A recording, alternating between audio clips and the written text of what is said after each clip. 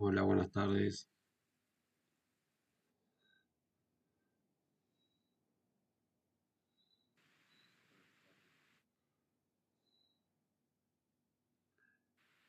Hola, buenas.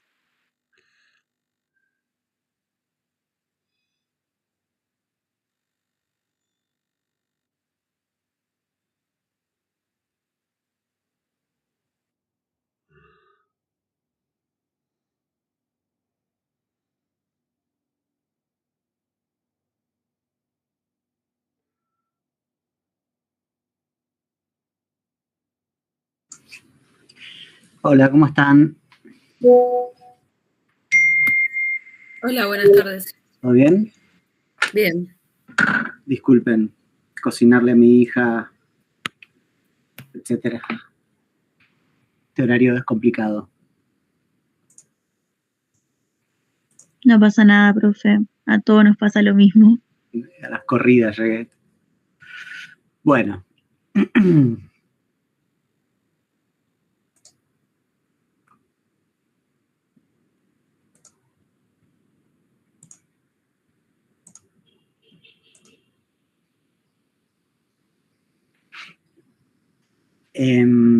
¿Cómo están? ¿Todo bien? ¿Alguna novedad que quieran contar? ¿Algo que quieran comentar antes de empezar? No, yo por mi parte quería saber si la clase pasada que no pude estar se dijo algo sobre el segundo trabajo, Mm, alguna fecha o algo. las fechas son las que están en el plan de trabajo. Ah, ok, que creo que tengo un recuerdo, pero nada, me colgué y me había olvidado de que estaban. Perdón. Puedo mirar, pero no me lo acuerdo. Esperen un segundito. Y la idea es, semejante al que ya tuvimos. O sea, van a tener el mismo tiempo para hacerlo, etcétera. Esperen que ya les digo.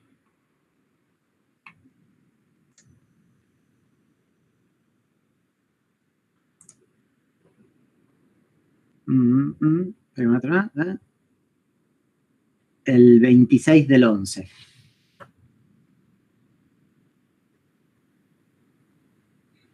Ah, bueno, profe, gracias. Dentro de 5 clases, más o menos. 1, 2, 3, 4, 5. Bueno.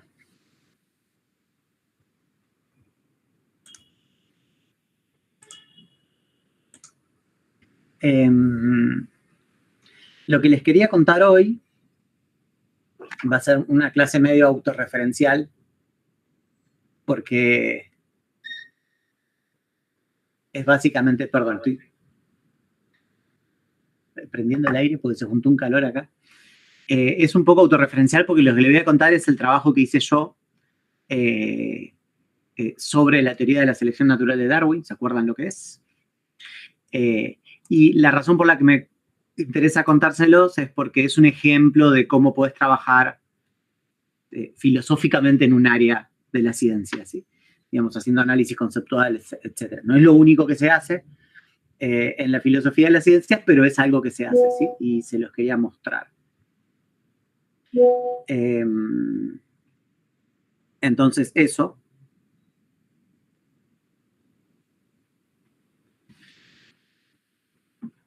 Es el plan para hoy. Contarles un poco la reconstrucción de la teoría de la selección natural y contarle para qué sirve, sobre todo, ¿no? De que para qué puede ser útil hacer ese trabajo analítico. Eso, lo que les voy a contar está contado en publicaciones mías. Yo les dije que iba a ser autorreferencial y está metido en este libro que es más barato que el papel higiénico en la Universidad Nacional de Quilmes.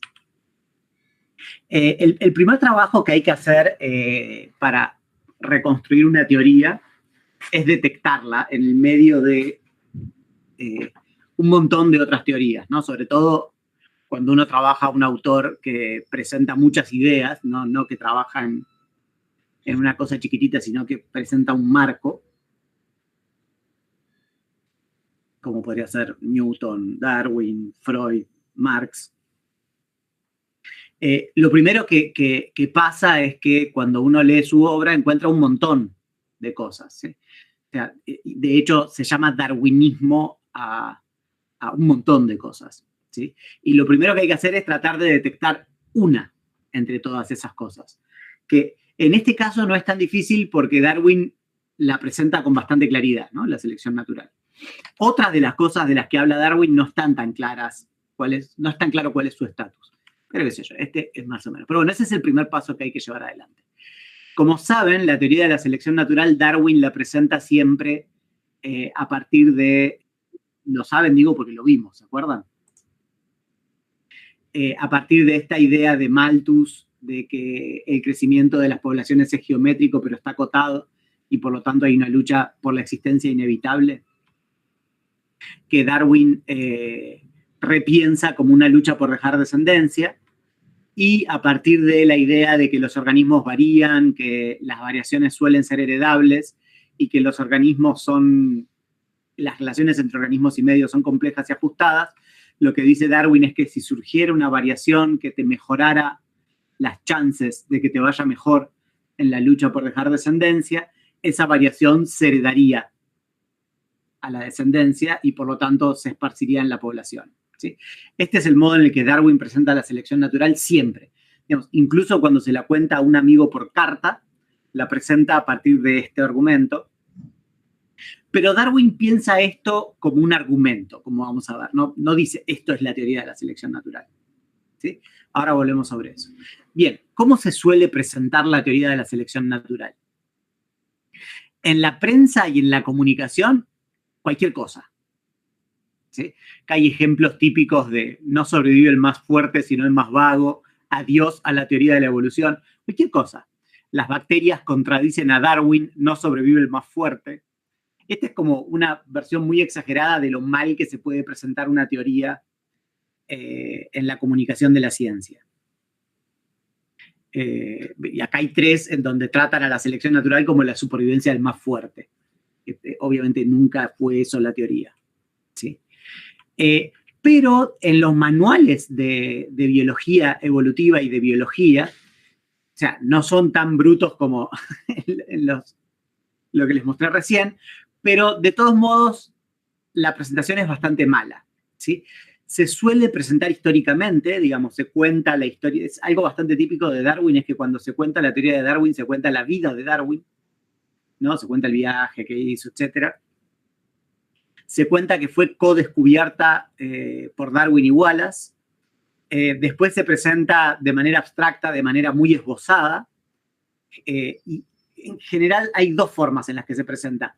Uno es así, basado en el argumento que da el mismo Darwin, que acá lo llamé a la Mayr. Mayr es un filósofo de la biología y un biólogo bastante importante, y él la presenta así. Fíjense que es parecido al argumento, ¿no?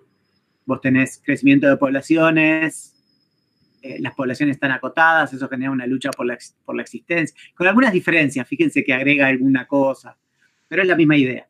Las variaciones son heredables, hay mucha variación, por lo tanto se da una potencial.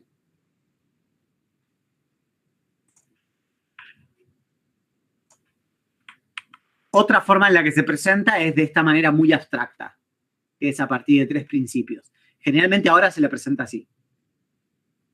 Hay variaciones entre rasgos, la variación es en parte heredable, las diferentes variantes dejan diferente número de descendencia en las generaciones inmediatas o remotas, ¿sí?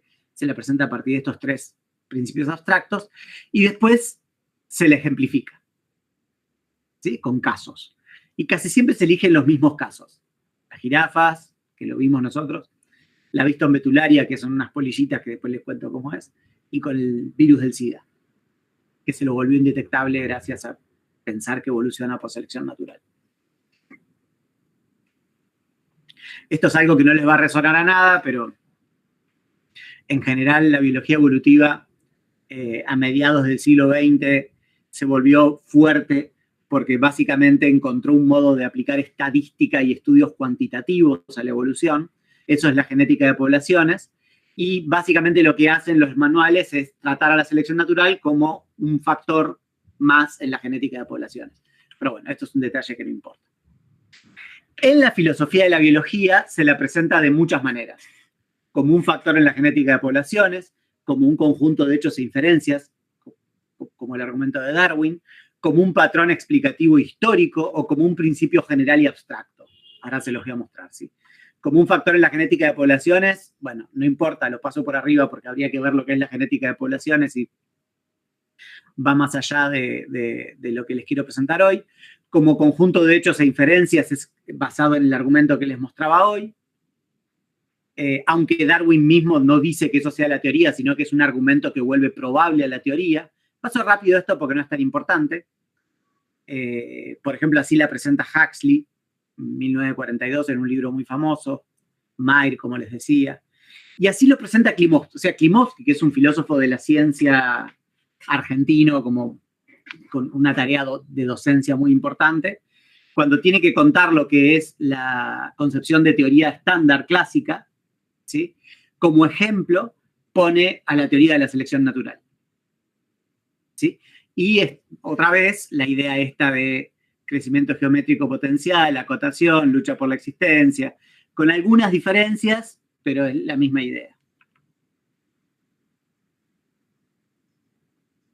Ahora, si esta forma de presentar la teoría fuese correcta, si esto es la concepción estándar, recuerden que la concepción estándar piensa que una teoría es un cálculo axiomatizado, es decir, leyes fundamentales de las cuales se deducen leyes especiales, ¿sí? Y si fuese cierto que esta hipótesis derivada, esto es una hipótesis derivada,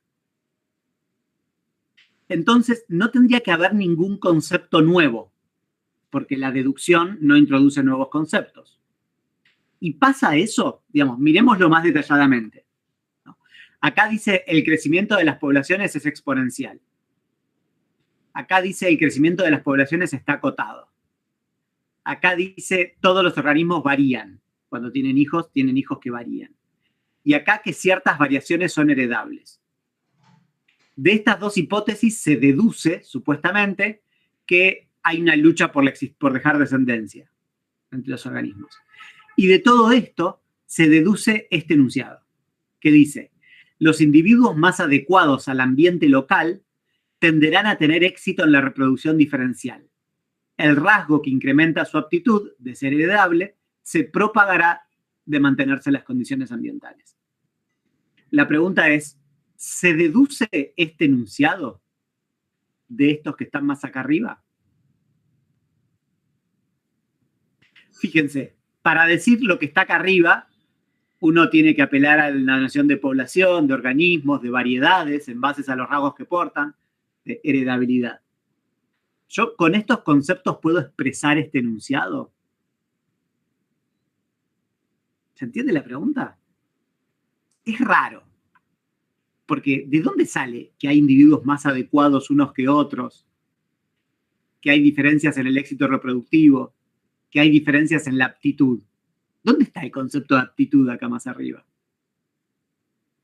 ¿Sí? Es raro pensar que esta reconstrucción es adecuada. Por supuesto, el éxito reproductivo vos podés contar organismos en la población siguiente, ¿sí? Con lo cual uno podría pensar que el concepto de éxito reproductivo, reproducción diferencial, lo podés expresar con estos conceptos que están acá arriba, ¿sí? Quizás la aptitud no sea más que eso, que tener más éxito reproductivo. O sea, el más apto es el que más éxito reproductivo. Pero entonces, el enunciado, el más apto es el que tiene más éxito reproductivo, es trivial. Es decir, para que ese enunciado no sea trivial o tautológico, la aptitud tiene que ser otra cosa. ¿Me siguen? Si no, es una tautología. Con lo cual, pensar que esto es la teoría es raro. ¿Sí? No sé si me siguieron o fui muy rápido. Otros la presentan como un patrón explicativo histórico. Por ejemplo, Kitcher, que lo vamos a ver dentro de unas clases. ¿Sí? Kitcher presenta la teoría como una descripción de algo que ocurre a lo largo de muchísimas generaciones. ¿no? En donde vos al principio tenés jirafas de cuello corto, después tenés ciertas condiciones ambientales que hacen que las jirafas que tienen el cuello un poquitito más largo coman mejor y tengan descendencia, con el cuello un poco más largo, y después eso se itera a lo largo de muchísimas generaciones, hasta que en el presente tenés jirafas con el cuello largo. ¿Sí? Una descripción de algo que ocurre a lo largo de muchísimas generaciones. Mientras que otros lo presentan como un principio muy general que dice, si A está más adaptado que B a un ambiente E, entonces A tendrá mayor éxito reproductivo que B en E. ¿Se ve? O sea, son formas muy distintas de presentar la teoría. Otros autores que lo presentan como un principio. Bien. Lo que hice yo frente a esto que me mareó cuando empecé a trabajar en filosofía de la biología, ¿no? Que hubiera tantas concepciones diferentes de la teoría, fue ir a Darwin, ¿sí? Para tratar de reconstruirla en su origen, digamos, ¿no? En el origen de las especies. Y eso es lo que les voy a contar. ¿Sí? Lo primero que hay que decir, y que es como bastante, es curioso, pero en realidad es bastante normal, es que si esto no es la teoría de la selección natural, si este argumento con el que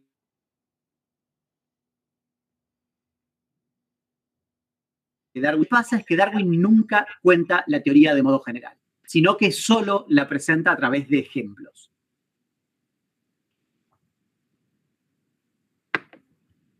Entonces, lo que hay que hacer es empezar a buscarla en sus ejemplos. ¿Sí? Empezar a abstraer qué es lo común a todos los ejemplos de aplicación de la teoría. Y eso es lo que vamos a hacer ahora. Primera pregunta que hay que hacer para tratar de entender una teoría es ¿qué explica? ¿No? ¿Cuál es su ámbito explicativo? En el caso de la teoría de Darwin, esa respuesta no es difícil. Darwin es muy claro al respecto. Hay otras teorías en donde es más discutible, ¿no? ¿Qué es lo que explican? En el caso de Darwin, lo que Darwin quiere explicar es cómo se adquieren las adaptaciones, ¿sí? Cómo los organismos adquirieron rasgos que le permiten sobrevivir en su ambiente, ¿sí? En un ejemplo específico, por ejemplo, cómo la jirafa adquirió su cuello largo, que le permite comer de las ramas altas de los árboles en periodos de escasez, ¿sí? Básicamente, eso es el ámbito explicativo de la teoría. Darwin quiere explicar cómo es que la jirafa adquirió el cuello largo que le permite comer de las acacias en el ambiente en el que vive. Entonces, fíjense que lo que quiere explicar es cómo la jirafa adquirió un rasgo que cumple una función, ¿sí? En un ambiente. En este caso, la función es alimenticia, ¿sí? Y la explicación de Darwin es esta. No les voy a leer las citas para no quemarles la cabeza. Créanme que estén ahí, si quieren después las miran. Si tienen curiosidad, las voy a subir al... Pero básicamente lo que dice, es parecido a lo que había mostrado de Kitcher, es que vos tenías una generación de jirafas que tenían el cuello corto. Esas diferencias tenían el cuello corto, pero había diferencias en la longitud del cuello, unas un poco más largas y otras un poco más cortas. Las que tenían el cuello un poquito más largo comían mejor. Tendían a mejorar su supervivencia, entendiendo por supervivencia longevidad o estar sanas o algo por el estilo, mejorando su éxito reproductivo, digamos, las que están más sanas, las que viven más, tienen más hijos.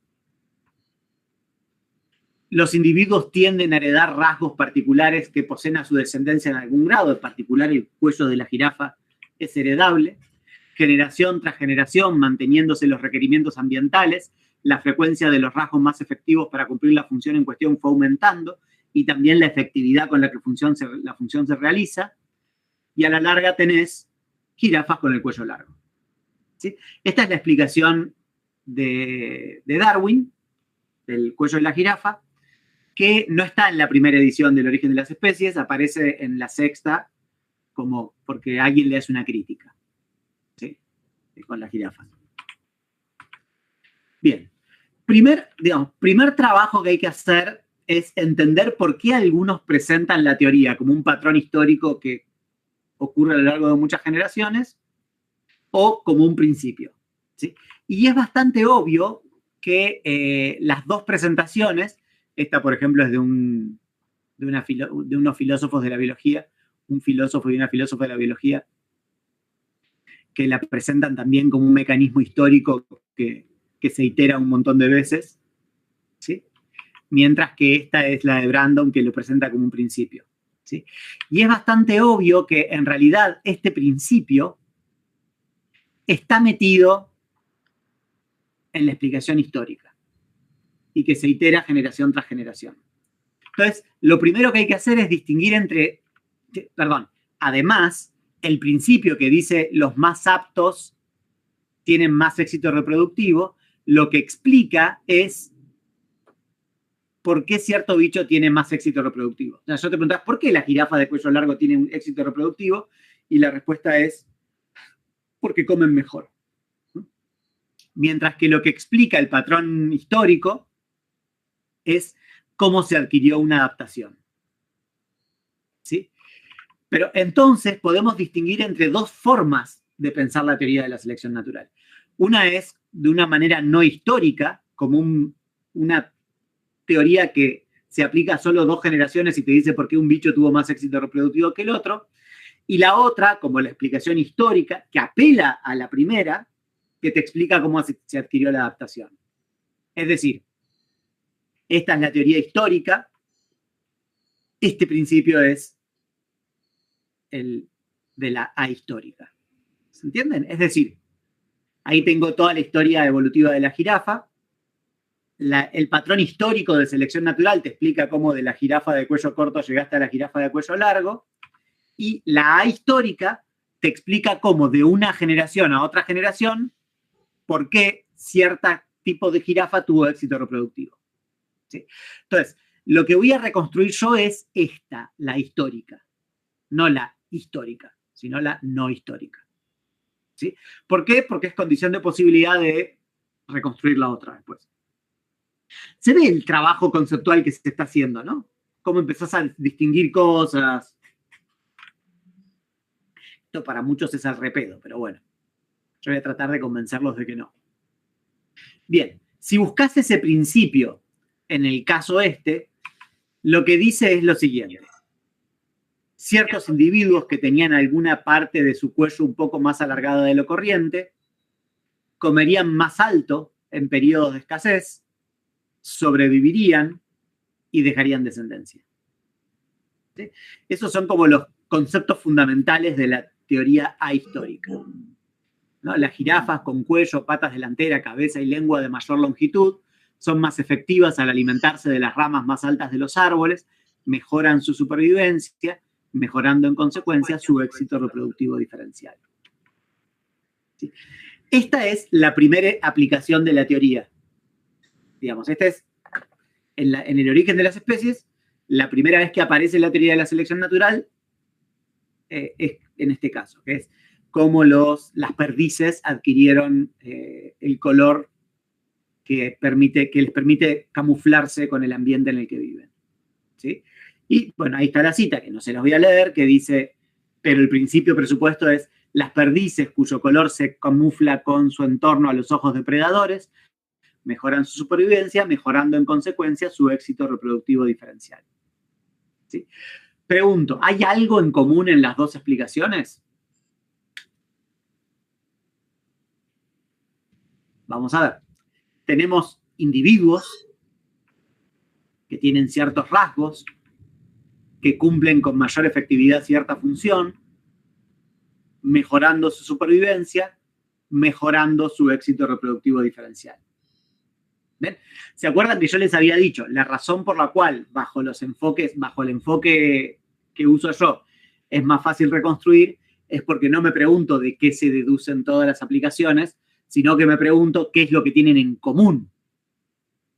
¿Sí? Y esa es una pregunta más fácil de contestar.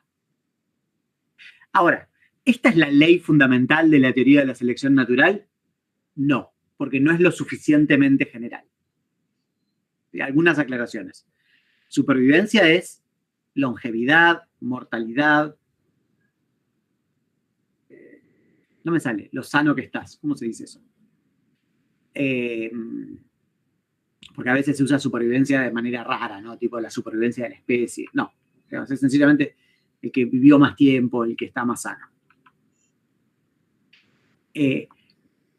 Cosa importante, fíjense que ninguna de las partes es superflua. Digamos, la explicación, si le sacás algo, queda incompleta. ¿Sí? Si le sacás que sirve para comer, no entendés por qué mejora la supervivencia. Si le sacás que mejora la supervivencia, no entendés por qué mejora el éxito reproductivo diferencial. ¿Sí? Digo, ¿por qué es interesante aclarar esto? Porque fíjense que la versión... Uy, qué lejos me quedó, perdón.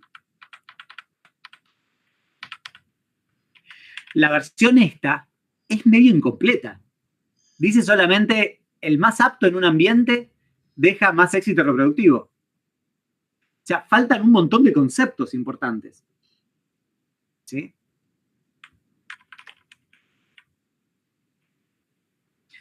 Segundo, y esto es importante, no siempre la mejora en el éxito reproductivo se da vía mejora en la supervivencia. De hecho, las jirafas hacen otras cosas con los cuellos. Por ejemplo, pelean entre ellas y la que gana es la que se aparea. ¿Sí? O sea, no es la única función del cuello de la jirafa.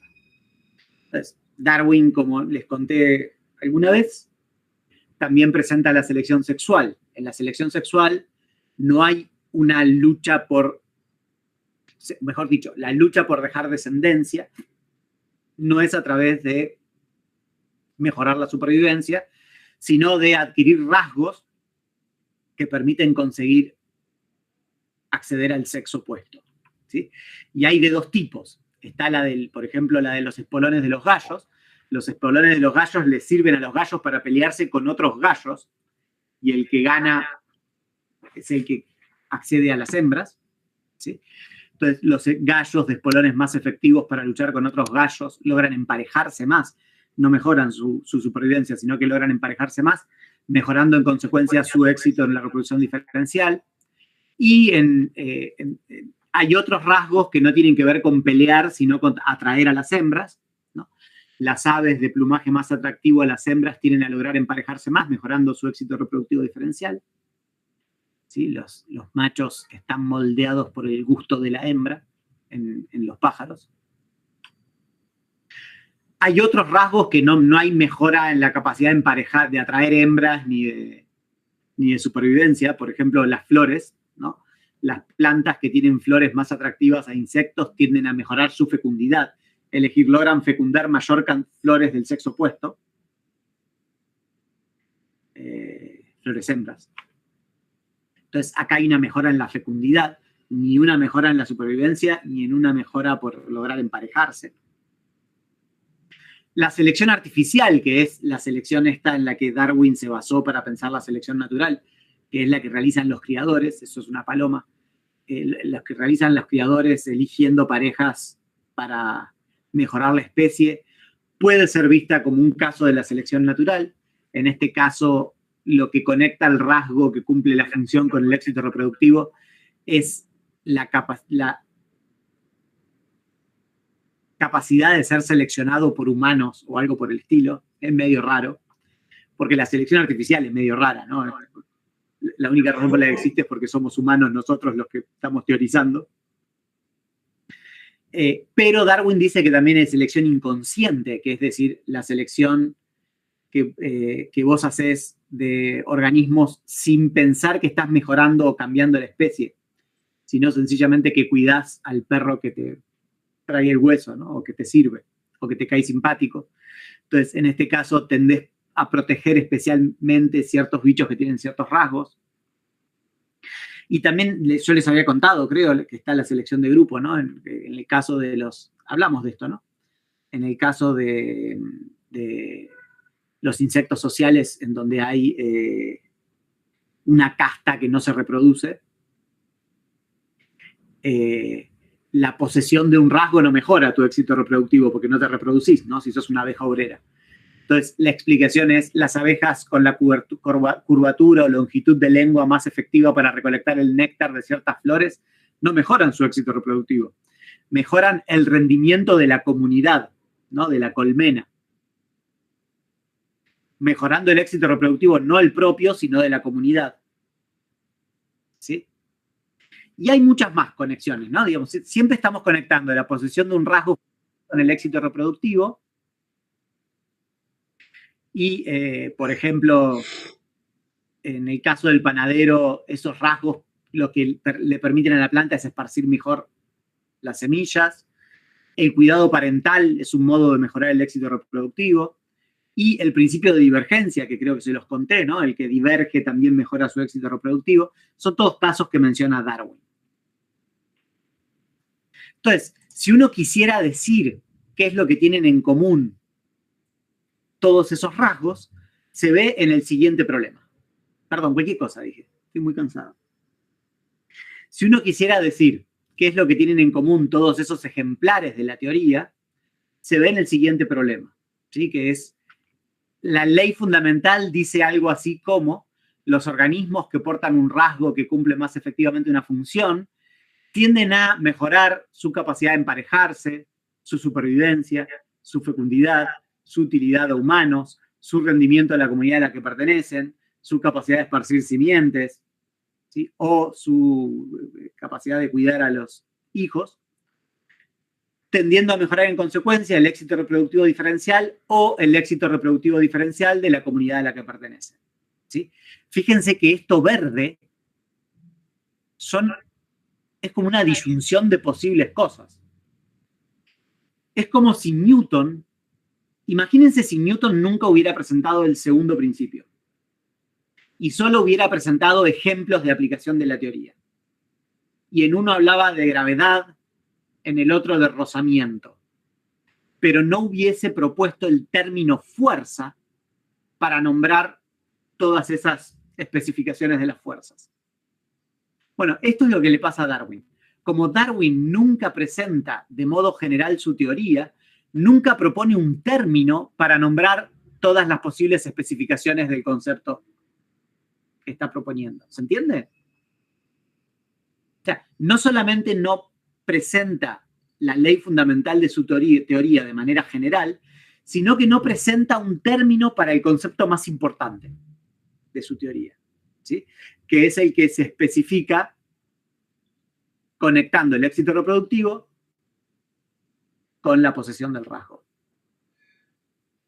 Podemos llamarlo aptitud o fitness, porque es un concepto, un término que se suele usar de un modo semejante, y entonces podemos expresar la ley fundamental, que dice algo así como los organismos que portan un rasgo que cumple más efectivamente una función, mejoran su aptitud, mejorando en consecuencia su éxito reproductivo diferencial.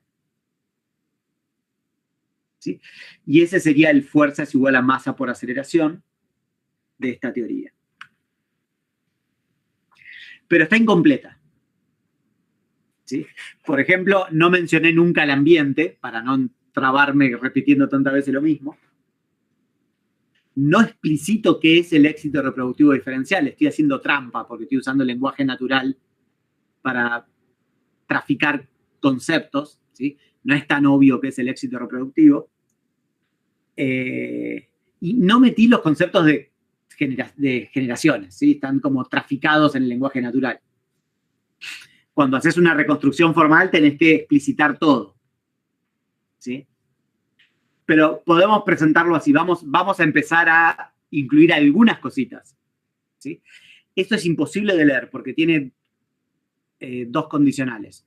Un condicional, un condicional. Un condicional es si llueve entonces se moja la vereda. En castellano, en lenguaje natural es muy difícil decir condicionales de condicionales. ¿Se entiende? Si llueven, si es cierto que si llueve entonces se moja la vereda, entonces Macri es mal intendente. No sé. ¿Sí? Es muy difícil de decir eso. Pero bueno, para eso sirve la lógica, ¿no? Para explicitar más claramente. Pero básicamente uno podría decir algo así como, si el rasgo R1 es más efectivo que el rasgo R2 al cumplir cierta función en el ambiente A, si eso, entonces, los organismos que portan R1 tienden a mejorar la aptitud. Perdón. Chao. Lo leo de nuevo. Si el rasgo R1 es más efectivo que el rasgo R2 al cumplir la función en el ambiente A, entonces los organismos que portan R1 tienen mayor aptitud que R2 en A y los rasgos son heredables, entonces cambiará la proporción a favor de los organismos que portan R1 respecto a la que portan R2 en la siguiente generación. ¿Ven? Ahí agregué algunas cosas más. Pero todavía faltan cosas. Por ejemplo, no estoy dando cuenta de la selección de grupo que había mencionado antes. No estoy abriendo la posibilidad de que haya trade-off entre organismos, que se compongan, perdón, entre fuerzas, entre aptitudes, ¿no? Por ejemplo, la cola del pavo real es una composición de distintas aptitudes, ¿no? De que cuanto más grande es la cola, menos longevos son, pero cuanto más grande es, más hembras atraen. Entonces, eso se compone de modo de que la cola tiene un tamaño más o menos óptimo, ¿sí? Bueno, acá no puedo, con esta enunciación de la ley no puedo hablar de distintas formas de aptitud componiéndose. Y además, no estoy abriendo la posibilidad de que haya más rasgos, que haya 3 rasgos. Todo esto se puede hacer, se puede decir, cada vez tenés una reconstrucción más difícil de entender, se ve, ¿no? Pero es puro, digamos, nada, se puede hacer. Bien, pero no lo vamos a hacer ahora. Sencillamente nos quedamos con una versión así, un poco más sencilla. Entonces, ¿qué es la teoría de la selección natural? Es una red teórica, ¿sí? Como uno puede presentar la mecánica clásica, en donde tiene el principio de la selección natural, que es este que presentamos, que se especializa en distintas leyes especiales, que son las que fuimos moviendo, ¿no? Bueno, eso no importa. Como la mecánica clásica. Entonces, la idea es que en la ley fundamental vos tenés la afirmación de que diferencias en el cumplimiento de la función te lleva a diferencias de aptitud que te llevan a diferencias en el éxito reproductivo, y en las leyes especiales lo que se hace es, se especifica la noción de aptitud, ¿sí? Entonces, en la ley especial de la supervivencia dice las diferencias en el cumplimiento de una función provocan diferencias en la supervivencia, que a su vez provocan diferencias en el éxito reproductivo. En el caso de la selección sexual, la aptitud se especifica en las diferencias a la hora de atraer parejas, ¿sí? En el caso de dispersión, la aptitud se especifica como diferencias en la dispersión de simientes. ¿Se entiende la idea? Por supuesto. Cuando yo mandaba a publicar la reconstrucción esta, tenía 2 evaluaciones que eran negativas, ¿sí? Una decía, sí, esto es obvio, no hiciste nada más que explicitar lo que todos sabemos, y otra decía, esto te lo inventaste, no está en Darwin, ¿sí? O sea, eran contradictorias, pero llegué a recibir esas 2 evaluaciones a la vez del mismo artículo. Y la cuestión es, bueno, ¿cómo puedo yo defender que Darwin tenía esto en mente o que los biólogos tienen esto en mente hoy, aunque no lo explicitan nunca? Bueno, no es muy fácil de defender, les voy a decir. No es muy fácil de defender, pero efectivamente uno puede pensar que hay algo como así regulando el uso de la teoría, ¿sí? Básicamente, cuñanamente, digamos, cuando un biólogo se pregunta para qué sirve o cómo evolucionó el colmillo del narval, lo que hace es apelar a ejemplares de distintas de las leyes especiales, ¿sí? Si lo piensa en base a la idea de que los narvales machos solamente son los que portan el colmillo largo ese, lo piensa en analogía con el gallo, entonces va a aplicarles la selección sexual por competencia. Si piensa que hay una atracción, ¿no? Que las hembras prefieren a los narvales con colmillos más largos, le va a aplicar la aptitud como atracción de pareja. Si piensa que es más semejante al ejemplar de los elefantes y usa los colmillos para conseguir comida o para respirar, qué sé yo. Y digamos lo que es más... perdón, bueno, de hecho, en realidad lo usan para cazar, como los... ¿Cómo se llama ese bicho que está ahí? Pez espada. Que lo que hacen es algo rarísimo, que es pegarle a los peces con la espada. Y los narvales hacen lo mismo. O sea que efectivamente una de sus funciones es permitirles comer. Pero además, digamos, la razón por la cual uno puede pensar que hay algo así como un principio heurístico funcionando es porque te sirve de guía para crear nuevas formas de la aptitud. ¿sí? Vos podés descubrir una nueva forma de aplicar la... De hecho, se hizo en la biología evolutiva un montón de veces. ¿Sí? Bien. ¿De qué sirve hacer esto?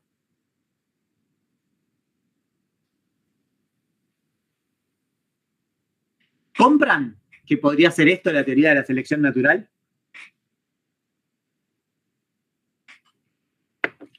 Porque, ¿cuál es el riesgo?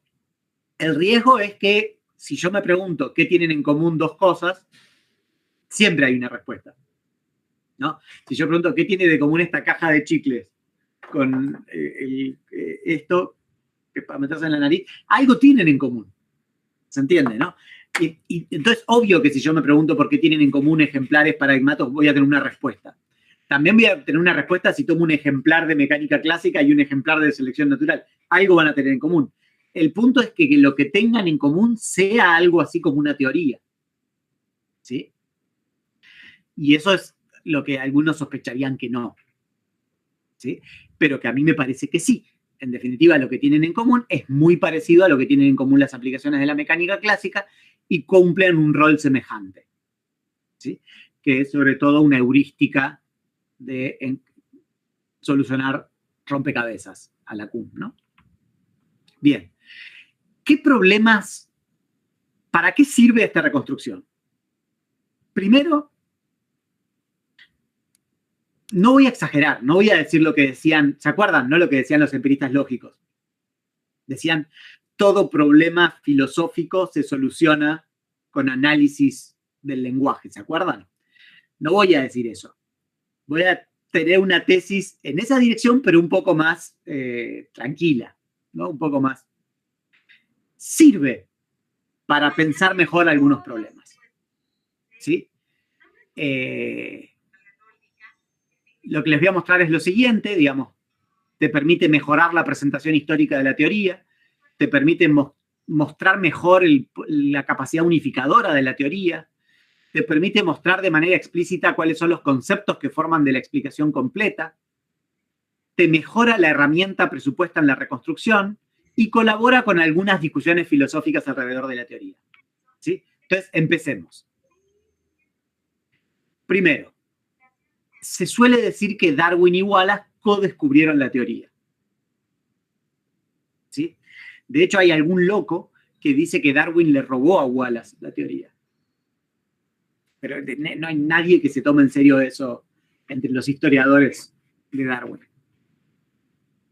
Cuando vas a leer Wallace solamente, o sea, es bastante impresionante lo que se parece la teoría de Wallace a la de Darwin. Algunos dicen que no, pero a mí me parece que sí, que son muy parecidas. Pero Darwin solo habla de supervivencia. Es decir, si Wallace y Darwin descubrieron algo, solo es esto. ¿Se entiende lo que digo? No la teoría completa. Es interesante porque se suele decir que la razón para aceptar la teoría de Darwin es su fuerza unificadora y la de Wallace no tenía mucha fuerza unificadora. ¿Sí? Mientras que en los primeros escritos de Darwin que no estaban publicados, ya tenés la capacidad de tener un montón de ejemplos distintos de la supervivencia. ¿Sí? Entonces, Wallace y Darwin, en todo caso, descubrieron una parte de la teoría, pero la teoría completa siempre fue tal como la propuso Darwin, y eso quizás explique por qué Wallace se llamaba a sí mismo darwiniano. ¿Sí?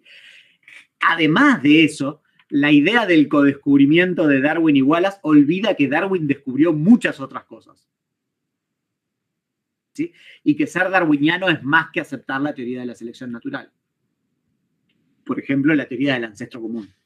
Eso ni siquiera está en Wallace, no está explícito. Bien. Por otro lado, la reconstrucción esta permite explicar en qué consiste la fuerza unificadora.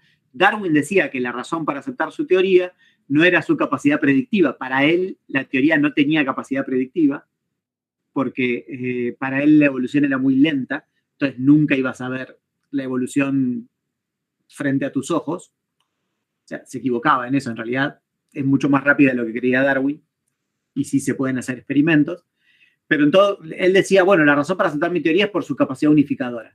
Y no se termina de entender qué es la capacidad unificadora.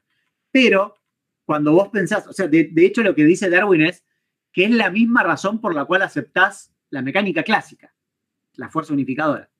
Bueno, cuando vos mirás la mecánica clásica, lo que tiene de especial la mecánica clásica es que un montón de fenómenos que antes estaban separados caen bajo la misma teoría, ¿no? Un tipo en caída libre, un proyectil, planetas alrededor del Sol, satélites alrededor del Sol, cometas, péndulos, choques inelásticos, choques elásticos, choques inelásticos, y según Newton, la luz, todo eso se volvió un mismo tipo de fenómeno. ¿Sí? Eran cosas separadas y se unificaron. Y lo mismo se puede decir de Darwin. Todas esas cosas que eran separadas se unieron. ¿Sí? Y eso es muy fácil de explicar después de presentar la reconstrucción que hice yo. ¿Sí? Mostrando que estas eran fenómenos heterogéneos. Y después de Darwin, todos se volvieron distintas formas por las que mejoran el éxito reproductivo de los organismos. ¿Sí? ¿No? La idea de red teórica.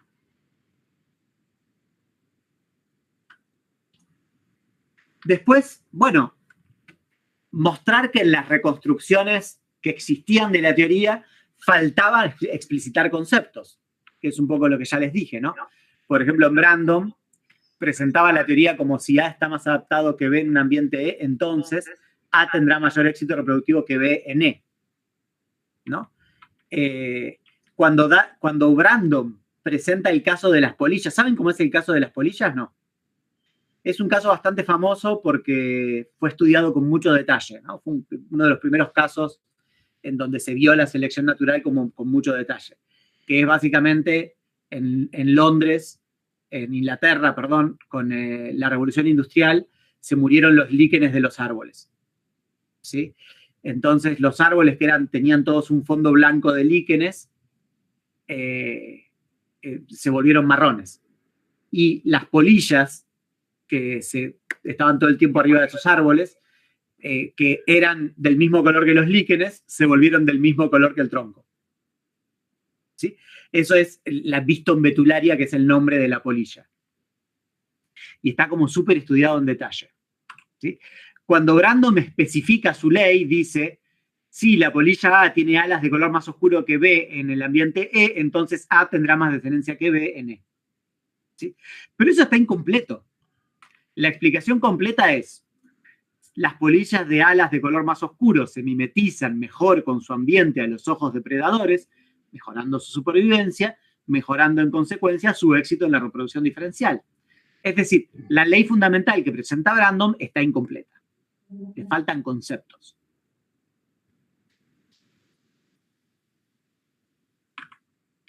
Por otro lado, esto es un detalle quizás más técnico, pero se los menciono. La reconstrucción está hecha apelando al estructuralismo metateórico, que yo se los mencioné la vez pasada, ¿no? El estructuralismo metateórico es el que propone la distinción de teoricidad, ¿se acuerdan? La idea de que en una teoría hay conceptos teóricos y no teóricos. ¿Sí? Y básicamente la idea del estructuralismo era decir, en una explicación, vos tenés un fenómeno explanandum, que lo describís, el fenómeno que querés explicar, que lo describís en términos no teóricos, y lo enriquecés conceptualmente con términos teóricos. Sin embargo, en la teoría de la selección natural pasa algo raro, que es que el concepto con el cual vos enriquecés conceptualmente es aptitud.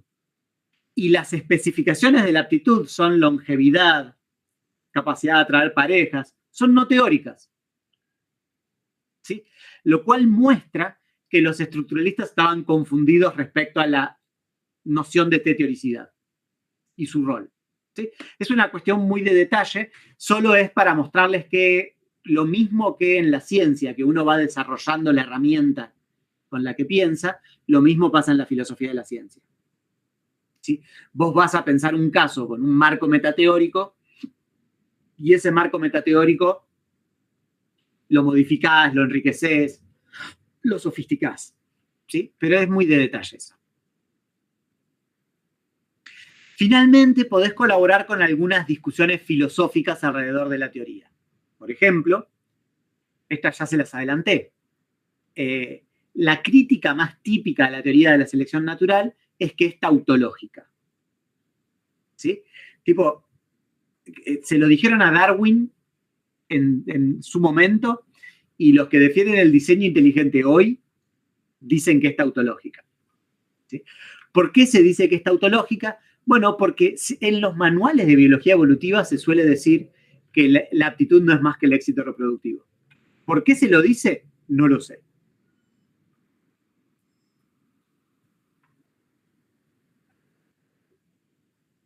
Pero obviamente que si eso fuese cierto, sería tautológica. Pero cuando vemos un caso específico bien reconstruido, es obvio que no es tautológica. Si yo digo, las aves de plumaje más atractivo a las hembras tienden a lograr emparejarse más, mejorando en consecuencia su éxito en la reproducción diferencial, eso no es tautológico en ningún sentido, es una afirmación fáctica que puede ser falsa. ¿Se entiende, no? Vos podés ir a la naturaleza y ver si hay una... O sea, podés testear varias cosas de este enunciado. Podés testear que las aves que las hembras prefieran ciertos plumajes, podés testear que logren emparejarse más, podés testear que tengan mayor éxito reproductivo. ¿Se ve, no? Es súper fáctico. Básicamente, lo que pasa es que la presentación general de la teoría, de la ley fundamental, es medio trivial. Pero eso es típico. Eso pasa también en la mecánica clásica. Porque es una descripción muy abstracta. Es tan abstracta que casi no establece ninguna restricción a nada empírico. La pregunta si una teoría es tautológica o no es acerca de la red teórica. Y la red teórica de la teoría de la selección natural, obviamente que no es tautológica, tiene un montón de afirmaciones fácticas. ¿Sí? ¿Se ve el punto? Lo que pasa es que si lees la presentación general te suena tautológica. A un biólogo que tiene todo esto en la mente no le parece ni por casualidad tautológica. Bien. Y hay otros problemas filosóficos. Por ejemplo, se ha discutido la relación entre la selección natural y la selección artificial. Es un tópico acerca de Darwin, ¿sí? Que uno puede elucidar bastante bien después de esta reconstrucción. Se ha discutido la relación entre la selección natural y la selección sexual. Se ha discutido si la selección natural es un patrón histórico de explicación, o si es un mecanismo, o si es incompatible con la evolución cultural. Bueno, todas estas cosas no es que se solucionan con una reconstrucción, pero tener una reconstrucción a mano te permite discutirlas mejor. ¿Sí? No les voy a poner ejemplo de todo esto porque los voy a volver locos. Y finalmente, para mí esto es lo más valioso. Me encanta el profesor canchero de los Simpson que sienta a los alumnos en círculo. No lo vi este capítulo, no sé qué es, pero me imagino que es un profesor canchero, ¿no? Porque por algo están sentados en círculo. ¿Alguien lo vio este capítulo? Sí, de hecho era... Es un profesor que ese meme que al final le dice a Lisa Simpson, vos sos Lisa Simpson, una cosa así. Ah, mira. Era un profesor sustituto, o sea, un suplente. Que obviamente es canchero. Es como la joda del profe suplente. Sí. Profe de epistemología de las ciencias sociales, creo que es. Yo me siento así cuando doy clases, me siento así, en el banco. En el así que me siento identificado con el nabo este. En el banco no me sale. Qué tarde que es, qué cansado que estoy, muchacho. Bueno. Un día largo. Bien. ¿Cómo empezó esta historia? ¿Cómo empezó la filosofía de la ciencia? Empezó con los empiristas lógicos pensando que había que hacer trabajo analítico para comunicar y enseñar la ciencia. ¿Sí? Exageraron, pensaron que la lógica alcanzaba para hacer eso, quisieron hacer un esperanto, se fueron a la mierda, ¿sí? Pero el proyecto era valioso, ¿sí? Y para mí la defensa más importante que se puede hacer de una reconstrucción es la misma, es que es útil para pensar problemas didácticos y de comunicación de la ciencia. ¿Sí? A muchos esto les parecería algo menor, ¿sí? Pero eso es porque se ve a la comunicación y a la didáctica como tareas menores, ¿sí? Para mí no hay tarea más importante en la ciencia, es constitutiva de lo que es la ciencia, es cómo comunicarse a las generaciones siguientes, ¿sí? Y entonces no puede no parecerme lo más importante que se puede hacer a partir de una reconstrucción, ¿sí? Por un lado, permite presentar mejor la teoría y sus conceptos fundamentales. Obvio, ¿sí? Obviamente. Cuando uno va a un manual, este es uno de los 2 manuales más famosos con los cuales se enseña biología evolutiva a biólogos, ¿sí? Está este, que está escrito por Ridley, y hay otro que está escrito por Futuyima, ¿no? Digamos, son los manuales con los que se enseña biología evolutiva. Se presenta a partir de la idea de... ¿Se acuerdan que yo les dije que había una presentación típica que era a través de 3 principios? Bueno, acá son 4, pero es la misma idea, ¿sí? Si ustedes se fijan en el modo en el que se presenta, aparece la herencia, aparece la idea de que hay variaciones en rasgos, aparece la idea de que hay variaciones en fitness, que se entiende fitness como éxito reproductivo acá, y aparece la idea de que son heredables. Y faltan los 2 conceptos explicativos en la presentación general, ¿sí? Falta la referencia a la función. Esto no es trivial, ya lo vamos a ver un poquito más adelante, porque los biólogos tienen cola de paja con el lenguaje funcional. Les parece que es pre-newtoniano o algo así. Ya lo vamos a ver. Y falta el concepto más explicativo, que es el de la aptitud, ¿sí? Pero curiosamente, cuando vas al ejemplo, acá les puse, esta es la segunda edición del libro, ahora se usa una tercera edición. En la segunda edición se usaba el caso de las polillas, ¿sí? En la tercera edición se usa el HIV. ¿Por qué es interesante? Se los adelanto. Se los adelanto porque ahora lo retomo. Se usa el ejemplo del HIV porque básicamente se les daba el cóctel. ¿Vieron que cuando los que tienen HIV se les da un cóctel de remedios, de cosas raras? Re jodidos, un montón de pastillas, no sé qué es. Lo que pasaba es que se les daba eso, mejoraban mucho en los primeros meses y después empeoraban mucho, ¿sí? Los enfermos. Y no se sabía por qué. Hasta que alguien se dio cuenta de que es porque el virus evoluciona por selección natural. Es como tirar un veneno en un campo, ¿sí? Matás a todos los que son, a los bichos que son débiles frente a ese veneno, pero hay 2 o 3 que son resistentes al veneno, o sea, primero bajás la población a 3, pero esos 3 después el veneno no te sirve. Entonces, y además les mataste a todos los predadores, entonces empiezan a crecer un montón la población de esos bichos para los cuales no tenés veneno. Y lo mismo pasaba con el virus del HIV. Básicamente, vos le dabas el cóctel, eliminabas casi todos los virus, pero los que desde el vamos eran resistentes a ese cóctel, después crecían como locos y el cóctel ya no servía. Y lo que descubrieron es que si vos administrás el mismo cóctel, ¿sí? Pero lo das un tiempo, lo sacás, lo das un tiempo, lo sacás, de modo de mantener baja la población de virus que son débiles frente al cóctel, lo volvés indetectable, ¿no? Hoy la gente que tiene HIV vive bastante bien, o sea, con el virus casi indetectable. ¿Por qué? Porque se descubrió que evoluciona por selección natural. ¿Por qué se pone ese ejemplo? No es muy claro, porque muestra que la teoría de la selección natural tiene aplicaciones tecnológicas. ¿Sí? Bien. Vuelvo para atrás. Ahora volvemos sobre eso, se los conté por algo. En este caso se usa el ejemplo de las polillas, ¿sí? En el ejemplo aparece todo. Aparece el mimetismo y aparece la función, que es camuflarse frente al ataque del predador, el éxito reproductivo y la supervivencia, ¿sí? Es decir, en la descripción general no aparecen todos los conceptos. En el ejemplar, sí. Por eso los biólogos terminan entendiendo bien la teoría, pese a que se la presenta mal. Pero, por supuesto, la pregunta es, ¿qué daño puede hacer presentarla mejor?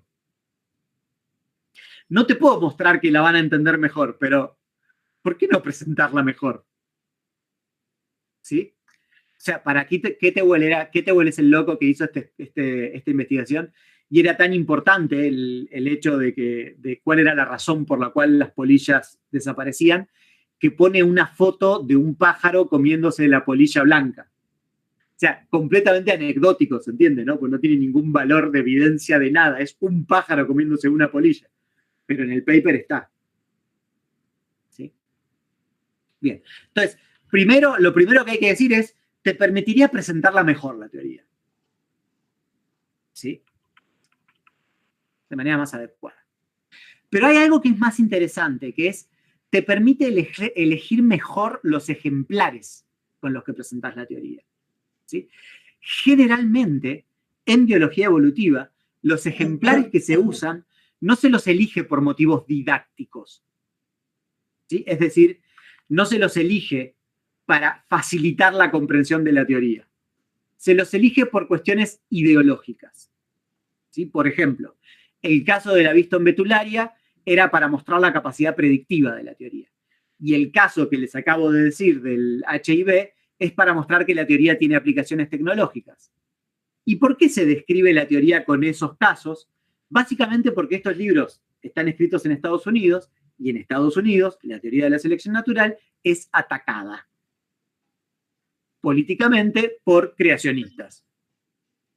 ¿Se entiende? Entonces, la elección que se hace de los casos es para tratar de convencerte que la teoría tiene capacidad predictiva, que es una teoría genuina, que tiene aplicaciones tecnológicas, que vale la pena poner dinero en la biología evolutiva, pero no se elige por razones didácticas. No es que estén mal las razones ideológicas, pero obviamente tendrías que tener las otras en mente. ¿Sí? En particular,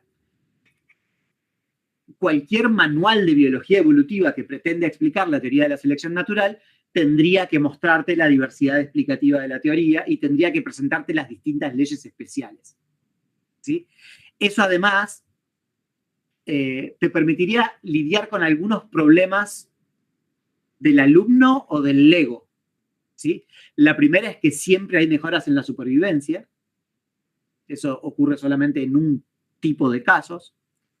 La segunda es que los rasgos que evolucionan por selección natural son solo fisiológicos, o sea, no son conductuales. Y las más zarpadas, como pensar que es la supervivencia del más fuerte, ¿no? Que no tiene ningún sentido. ¿Se entiende? Y por supuesto, esto es lo más importante. Cuando vos comunicás o enseñás una teoría científica, no solo estás enseñando esa teoría, también estás enseñando una concepción de lo que es la ciencia. ¿Sí? Algo que en didáctica se lo llama el problema de la naturaleza de la ciencia, ¿no? Así lo llaman en didáctica, es el concepto técnico. Básicamente es, si vos explicás mecánica clásica a un alumno, no solo le estás explicando mecánica clásica, sino que le estás explicando qué es la ciencia. ¿Sí? Y las dos cosas son igual de importantes, ¿sí? Cuando estás formando un científico. Formarlo en la teoría específica que lo estás formando y formarlo en la comprensión de en qué consiste hacer ciencia. ¿Qué es una teoría? ¿Por qué se acepta una teoría? ¿Sí? Presentarla como una red teórica, es decir, directamente usar, ¿no? No usar la red teórica para elegir ejemplares, sino mosquitos. Aparecieron los mosquitos. El primer mosquito en mi casa. Usar la red teórica en los manuales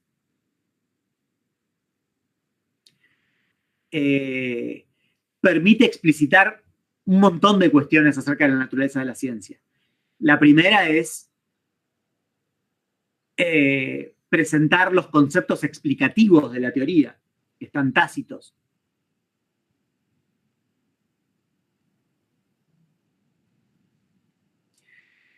te permite mostrar el poder unificador y el valor del poder unificador, porque generalmente los científicos tienen la comprensión o la imagen de la ciencia, como todos, de que la única razón para aceptar una teoría es su capacidad predictiva. Sin embargo, eso no es cierto. Digamos, hay muchas razones por las cuales vos aceptás una teoría. Una de ellas es su capacidad unificadora, ¿sí? Y otra que es, para mí, de las más importantes, que quizás no está tan presente ahora porque lo presenté un poco rápido y no presenté todo lo que podía presentar, es cómo las teorías se vinculan con otras teorías, ¿sí? Las teorías no son mónadas, no son ladrillos aislados, sino que se piden prestados conceptos. Por ejemplo, parte de la teoría de la selección natural son los conceptos funcionales. Los conceptos, vieron, ¿no? Que la teoría dice si un rasgo cumple mejor una función. Bueno, ¿de dónde viene la idea de que un rasgo cumple una función? Bueno, eso viene de otro lado, de otra teoría, ¿sí? Y es muy importante entender, para entender tu área, cómo las teorías tienen vínculos semánticos entre sí. Esto es importante para entender la teoría, pero además para entender qué es la ciencia. ¿Se entiende cómo funciona la ciencia? ¿Cuáles son las razones por las cuales aceptamos teorías científicas? ¿Sí? Y finalmente, por supuesto, corregir pavadas que se dicen. ¿Sí? Todo profesor, todo biólogo, todo profesor de biología repite boludeces, no se sabe por qué, que ya no se sabe de dónde salen. ¿Sí? Ejemplo, ven, el ejemplo está puesto con no con el sustituto que era recopado, sino con, ¿cómo se llama? Hay dos que ya saben cómo se llama. Edna. Edna. Ya van a morir, ¿no? Todos estos ejemplos. Va a haber que volver a hacer todo esto con... Es que ya o sea, te va a pasar que en 1 o 2 años vas a tener alumnos que nunca vieron Los Simpsons. Sí. Voy a tener que usar a Es terrible. Pero sí. Catrina Amoroso en los ejemplos. La primera pavada que se dice y que se repite y que se las puedo mostrar en manuales de biología es: la aptitud no es más que el éxito reproductivo. ¿Sí? Que es la razón por la cual mucha gente piensa que es tautológica. Que es lo que se aduce después en un juicio en el cual se quiere mostrar que la teoría de la selección natural no es científica. En Estados Unidos, ¿sí? Nosotros no estamos lidiando con tanta sofisticación, ¿no? En Argentina los libertarios no van tan al detalle. Entonces, pero en Estados Unidos sí, y esas peleas son como viejas ya. De hecho, los que vieron Los Simpsons saben que hay un capítulo de Los Simpsons sobre juicios. ¿Los vieron? Sí. Sobre el juicio por la teoría de la evolución, ¿no? Hay 2 capítulos sobre la teoría de la evolución. Uno en el que sí, Homero encuentra como la persona perdida, o sea, la especie perdida. Sí, un ángel, algo así, ¿no? Un bicho con alas, un humano con alas. Ahí aparece Stephen Jay Gould como invitado, que es un paleontólogo muy importante. Y después hay otro en donde está el juicio, ¿no? En donde en Springfield hay un juicio en contra de la biología evolutiva, que es bastante bueno. Ahí me di cuenta que hay que verlos en inglés, porque las traducciones de Los Simpsons son cualquier cosa. Tipo, son absolutamente libres. Es rarísimo. Bueno, colgué. Hay otras incoherencias. Por ejemplo, se usa adaptación de 2 modos, ¿no? Se dice que una adaptación es un rasgo que surgió por selección natural, y después se dice que la teoría de la selección natural explica las adaptaciones. En casi cualquier manual se ve, ¿no? Una adaptación es un rasgo que surgió por selección natural. ¿Y qué explica la selección natural? Las adaptaciones. Pero eso quiere decir que la teoría explica el origen de rasgos que surgieron por la teoría. Es otra forma distinta de la tautologicidad, ¿sí? Lo que pasa es que se está usando adaptación en 2 sentidos distintos. Es algo bastante típico, digamos. Cuando haces elucidación y reconstrucciones, muy rápido descubrís que muchas veces un solo término se usa para nombrar varias cosas. Y la máxima, la más linda de todas y la que más confusión genera, es que al menos en Argentina, se dice esta frase: no preguntes para qué, pregunta por qué. ¿Sí? Ya les voy a contar un poquitito de esto cuando veamos explicación y explicación funcional, pero los biólogos tienen la idea de que la explicación funcional es rara, porque en el mundo no hay funciones, ¿sí? Eso es como ser aristotélico. Lo llaman el problema de la teleología en el aula. Bien, miren, yo pensé que iba a ser mucho más lenta la clase y venía rapidísimo, pero también llegamos. Llegamos rápido, pensaba que iba a ser más larga la clase. Sí, yo pensé que por ahí corrí mucho. Me siguieron, fui muy rápido. Sí, no, estuvo bien. Por lo menos yo te seguí. Ok. Pero ¿se entiende un poco la idea del trabajo que se puede hacer? O sea, obvio, si comparás esto con un biólogo, ¿no? Es más valioso lo que está haciendo el biólogo. Yo de ningún modo puedo llegar a sostener que el trabajo del filósofo de la ciencia es más valioso que el del científico. Es ridículo. ¿Sí? Pero es un trabajo para hacer. ¿Qué sé yo? Así como está el que corre en Fórmula 1 y el que cambia la rueda. ¿Qué sé yo? Es parte de la misma maquinaria, ¿sí? Y hay muchas razones para estar ahí trabajando, cambiando ruedas, ¿sí? Es como formar parte de ese sistema. O al menos yo lo pienso así, digamos. No me pienso afuera del sistema científico. Me siento parte, yo. ¿Sí? O me gustaría sentirme parte. O mejor dicho, me gustaría ser parte. Siento parte. Profe. Sí. Me había quedado como una duda colgada, porque vos dijiste en un momento o diste a entender que el término de aptitud en Darwin sería no teórico, pero sin embargo conforma el núcleo teórico. Sí. ¿Y eso qué implicancia tendría? O sea, lo que habría que decir, les digo, es un poco técnica esa discusión, pero esperen que uso esta.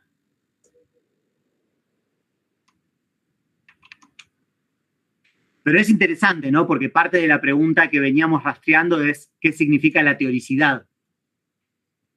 Esperen que quiero encontrar esto que me va a servir para contarlo.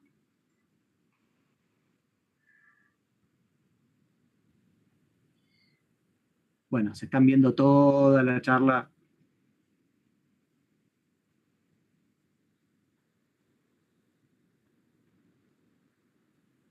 Perdón por ser tan boludo y no haber puesto solo la que necesitaba. ¿No? La cosa es esta, ¿sí? Para explicarlo.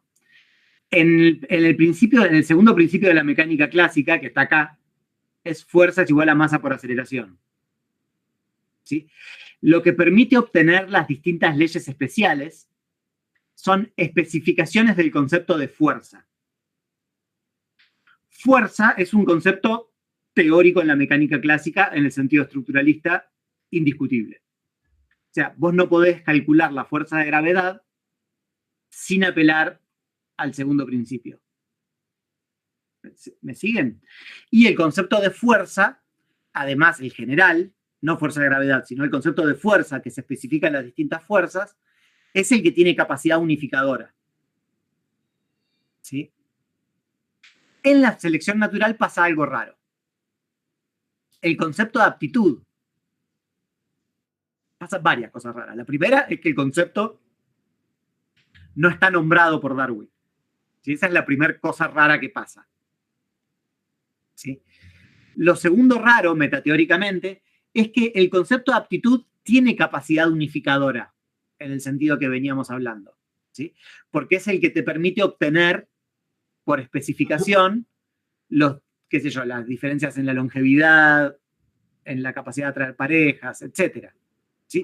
Con lo cual es metateóricamente parecido al concepto de fuerza. Pero, a diferencia del concepto de fuerza, sus especificaciones, por ejemplo, la capacidad de dispersar simientes, no son teóricas, Porque yo puedo determinar la capacidad de esparcir simientes de una semilla independientemente de la selección natural. ¿Se ve?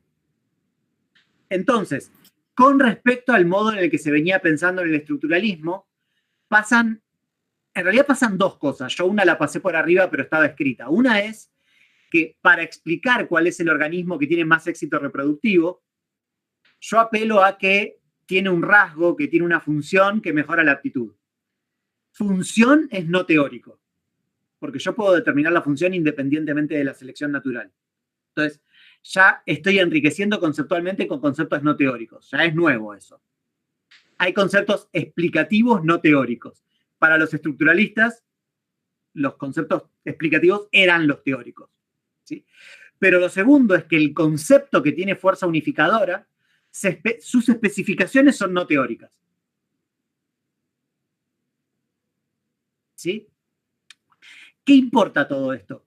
¿Qué sé yo? Es que estás entendiendo mejor cómo funcionan las teorías científicas, ¿no? Que donde los estructuralistas veían teoricidad, acá tenés que hablar de explicatividad, de capacidad unificadora, digamos, tenés que sofisticar. ¿Sí? ¿Y por qué eso es interesante? ¿Qué sé yo? No sé, porque vas entendiendo mejor cómo funciona la ciencia. Nada más. ¿Sí? Por eso decía yo que vas mejorando tu comprensión de la propia metateoría que estás utilizando. ¿Sí? ¿Se entendió? Ay, no me acuerdo quién me preguntó. Sí, yo, profe. Gracias. Lo que hicimos con algunos colegas fue proponer más distinciones. Estaban por ahí puestas, no sé, ¿dónde era? En estos artículos que están acá, básicamente lo que hicimos fue proponer más distinciones para que acompañen a la teoricidad.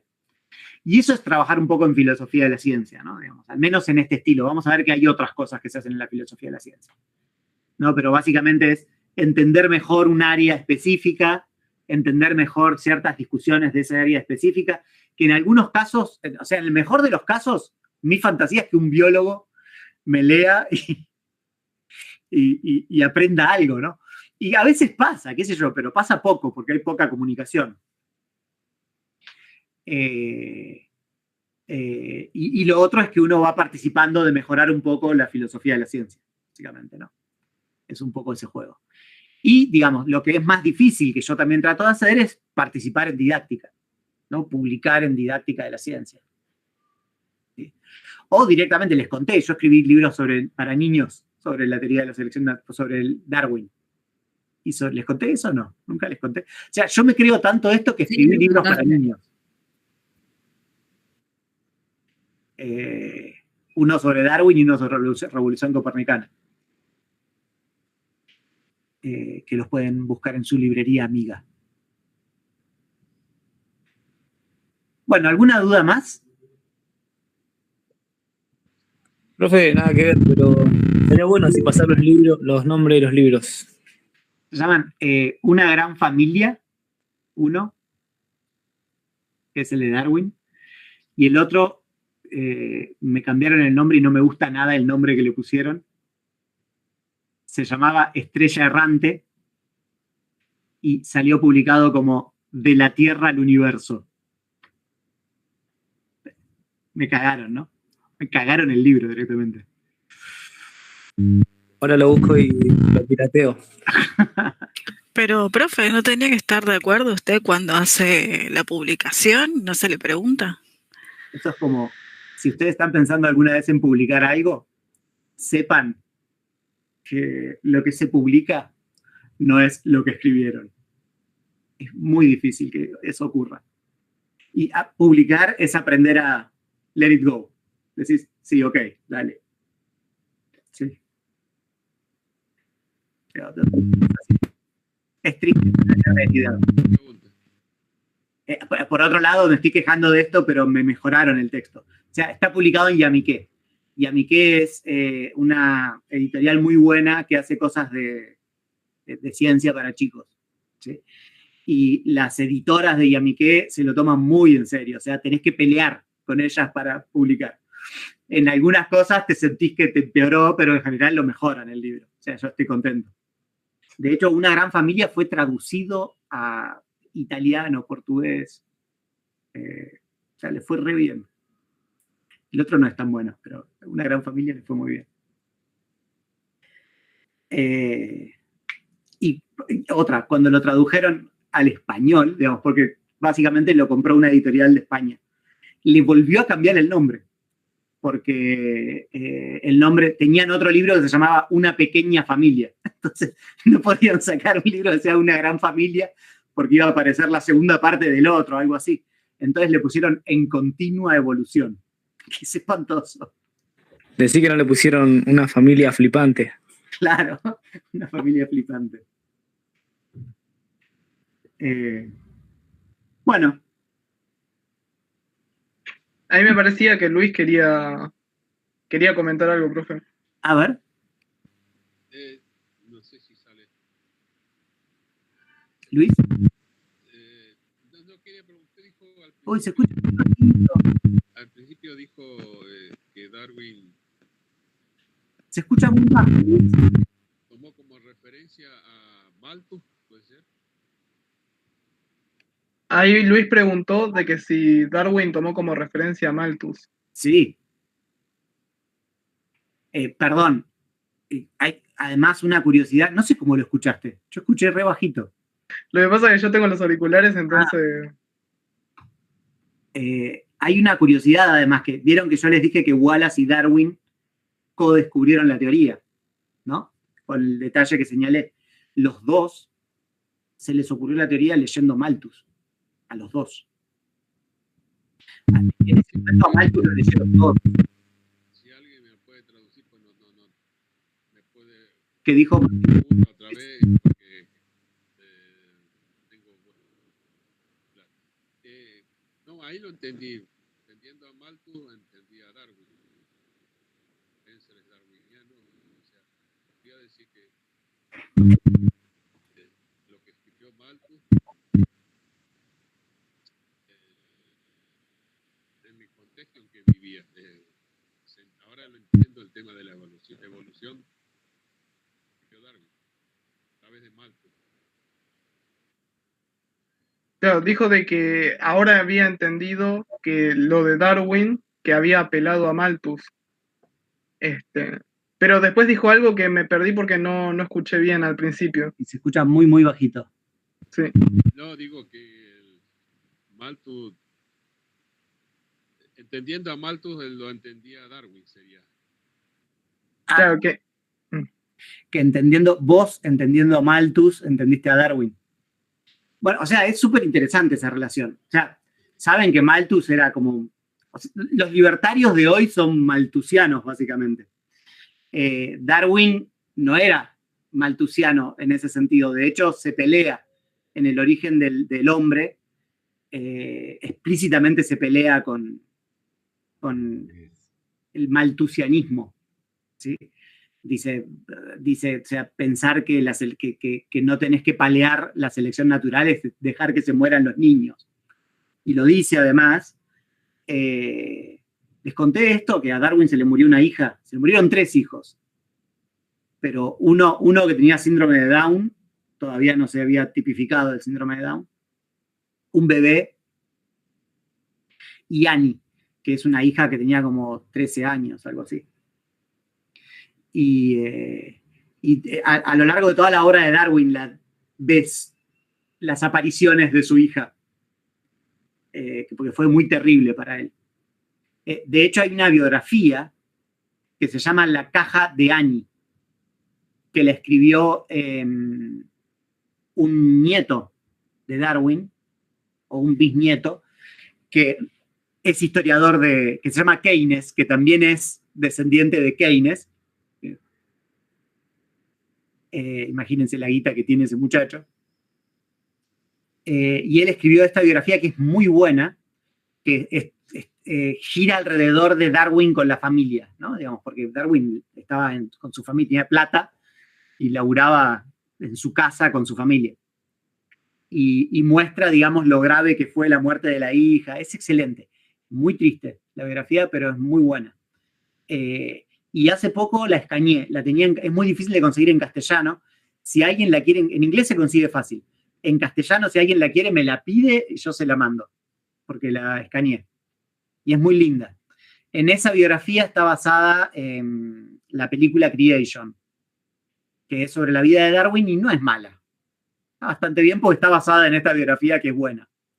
Tiene algunas exageraciones, pero es buena la peli.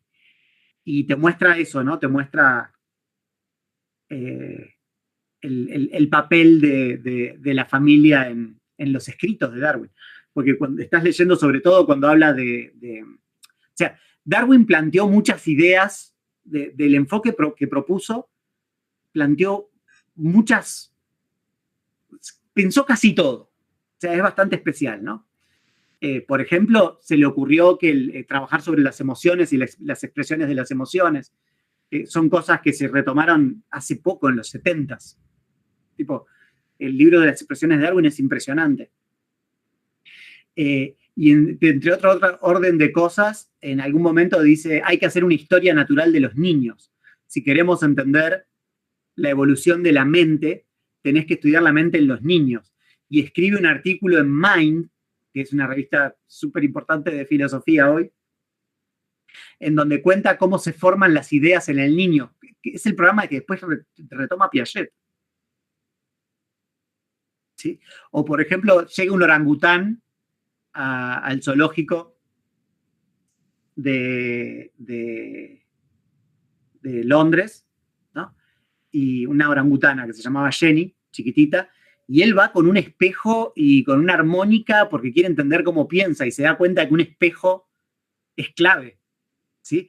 Y hoy se estudia la conciencia animal con el test del espejo. O sea, es muy impresionante todo lo que pensó Darwin y el modo en el cual planteó todo el marco, que casi todos los problemas que existen hoy son los que se le ocurrieron a él, salvo los que tienen que ver con la genética, porque no tenía ni la más remota idea, ¿sí? Pero bueno, les recomiendo la biografía, es la película, si son más fiacas, si no la biografía, que se las puedo mandar, si me la piden. O la subo ahí al sitio si quieren. ¿Sí? Todavía no la subí a los... No sé cómo hacer. ¿Se escucha ahora? ¿Me escucha? No, y otra pregunta era de formar círculos para dar clases. ¿Cómo se transmite mejor? ¿Por qué usted hizo esa observación de canchero? Porque forma círculos los chicos. ¿Cómo? ¿Formar círculos qué? Para impartir instrucción. Yo digo por mi experiencia. Ya sé, por el dibujo del profesor. Sí, a mí me da fiaca mover los asientos, les cuento. A mí, entrar a un aula y hacer mover los asientos a los alumnos es medio hinchapelota. Pero sí, bueno, me siento identificado igual con el profesor sentado con las piernas cruzadas más alto. Bueno, ¿alguna cosa más? Nos vemos entonces el viernes. ¿Ok? Nos vemos el viernes. Buenas noches, nos vemos el viernes. Buenas noches. Chao, hasta el viernes.